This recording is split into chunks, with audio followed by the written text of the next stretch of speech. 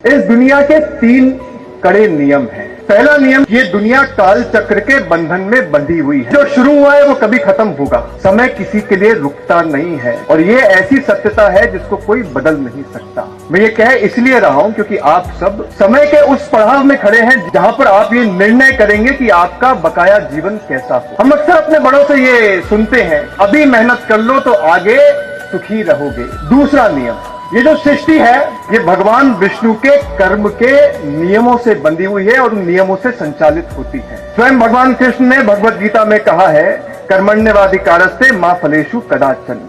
कर्म के नियमों से कोई भी मुक्त नहीं। ये मैं प्रामाणिकता के साथ कहना चाहता हूं। अगर अच्छा कर्म करोगे, मेहनत करोगे, ईमानदारी के साथ पढ़ाई करोगे तो कोई दुनिया की ताकत नहीं है जो आपको आगे बढ़ने से रोक सकती है। तीसरा नियम, इस पृथ्वी में आप आते हो तो अपनी 5 इंद्रियों के साथ आते हो और ये 5 इंद्रियों को भगवान विष्णु की माया है जो प्रलोभित करने का काम करती है और इसलिए अपनी इंद्रियों के ऊपर नियंत्रण करना ये सबसे महत्वपूर्ण है आपके जीवन के लिए। जो अपने ऊपर नियंत्रण नहीं कर सकता वो कभी दुनिया नहीं जीत सकता। और इसलिए जब जब गुस्से में आकर आप गलत फैसला उठाते हैं तो आप किसी दूसरे से नहीं हारते, अपने आप से हारते हैं। जब जब आप आलस करके आज का काम कल पर टाल देते हैं तो आप अपने आप से हारते हैं। और जब जब आप अपने भविष्य को ताक पर रख के आज के सुखों के लिए आप चिंता करते हैं और उसमें आप लिप्त हो जाते हैं तो आप किसी दूसरे को नहीं बल्कि अपने आप को हराते हैं।